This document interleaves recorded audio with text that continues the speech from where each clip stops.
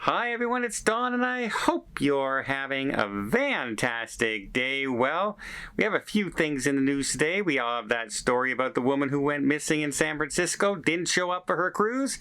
She's been found safe and sound.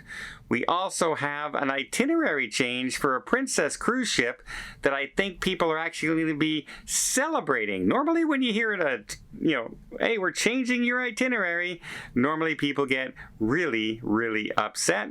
And then something cool is kind of happening here on the Discovery Princess, and I'll tell you about that as well.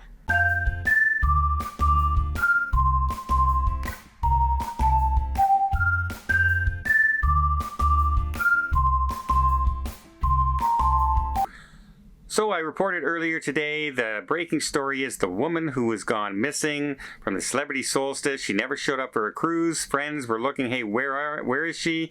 The cruise line was looking for her. The police were contacted, and no one could reach her for like 2-3 days. And then finally, on Wednesday, she was finally found in San Francisco. Apparently, we don't know the reason why she didn't go on the cruise.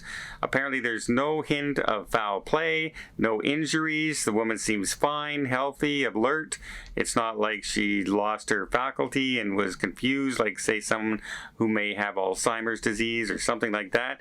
Everything seems perfectly normal, and she was found in the middle of downtown. So it's not like she was being held someplace neither. So that's a best case scenario. That's a good ending to this story because we were all dreading, let's admit it, when we read that story saying, uh-oh, something's happened. Somebody doesn't just not go on the cruise and is unavailable for, like, no one can contact you by phone or anything.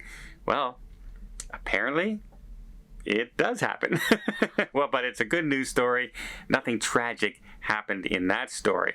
We also have Canada. Canada is fighting its little bit and doing its little share for the environment up in British Columbia and Alaska, where they are now investing $9 million to put shore power into Victoria. So that'll be another clean energy area while you're in port. Less pollution for the city, and environmentalists will probably be a lot happier down there.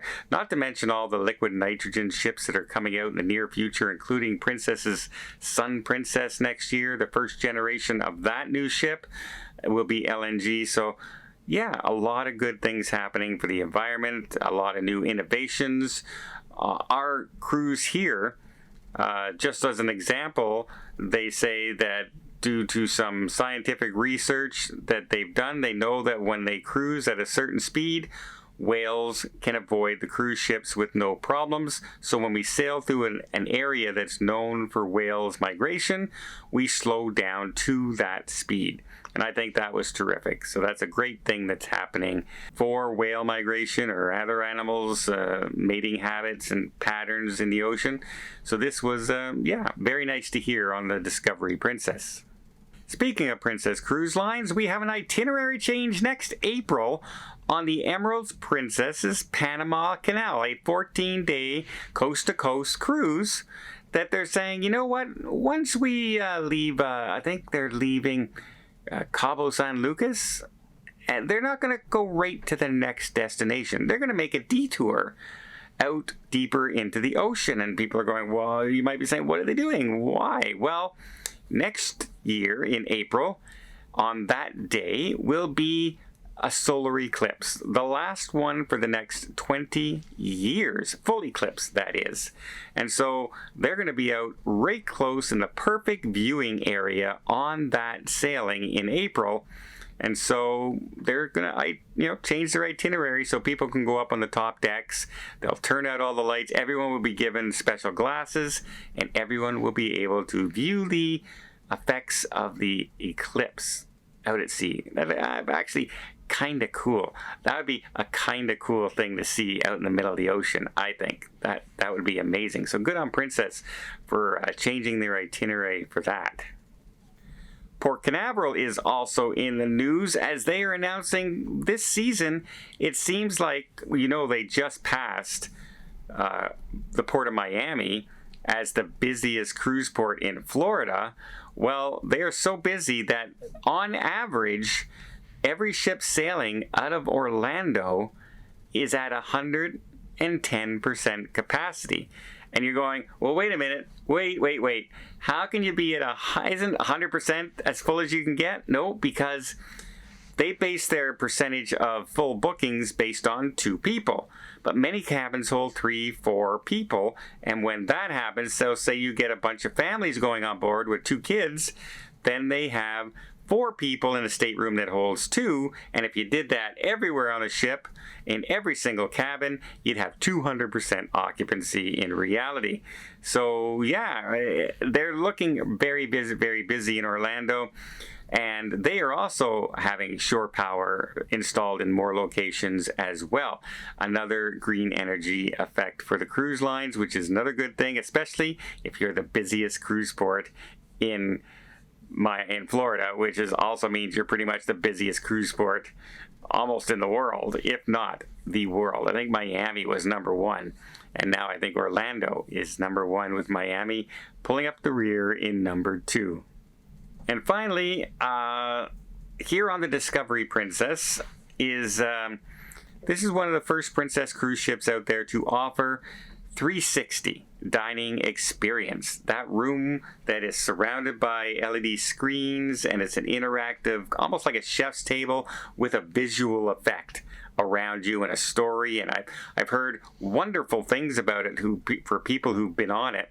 It's available for people in suites only on Princess. It's a special kind of a, hey, if you book suites on us, here's a little something extra you can do, little special something.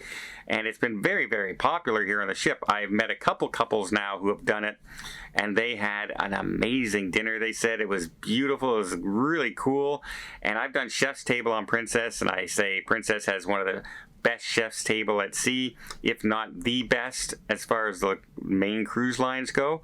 I love the way they do it with the beaded surrounding glass, or like beads around the table. They come out with a waiter for every single person, and they serve the dinner at each time. One time the chef will come out and hand prepare the meal directly in front of you, etc. Just a really good experience. So I was delighted today at dinner when the food and beverage director here on the Discovery Princess came and met me in the dining room and pulled me aside and said he has a table for me in the 360 if I would be interested on the last night of the cruise. And of course, I jumped at the opportunity.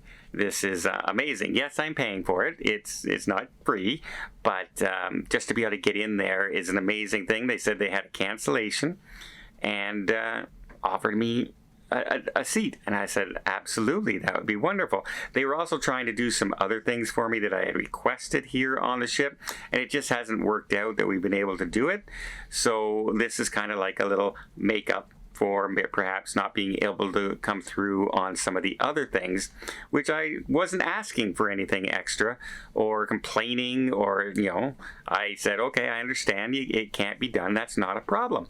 And so I was, delighted. So I get to go on the last night of the cruise and experience 360. And I'll share my thoughts on this experience. It's one of those ones that I thought I would have to wait until the Sun Princess in February of next year, because I might be in a suite then, because I booked a suite and a balcony. And I don't know which one I'm going to be in depending on the cost at the time, but they have an all-new suite area on Princess on that design of ship, the Sphere class. So that's why I wanted to experience the suite, to show everybody what it's like compared to, say, a suite on Royal Caribbean or Celebrity. So that was the idea behind that. And I thought I'd have to wait till February to get into this 360, and I'm able to get in at the end of this cruise. And I'll tell you all about it once I try that out. So that's your local news for today about cruising. Great news about the woman who was found. I'm glad it didn't come to a tragic end. There's been enough stories like that this week in the cruise news. Well, I hope you appreciate this video. If you did, please give it a thumbs up. Want to see more tips, more tricks, more travel vlogs from around the world? Hit that subscribe button. Until next time, have yourself a safe and a great vacation.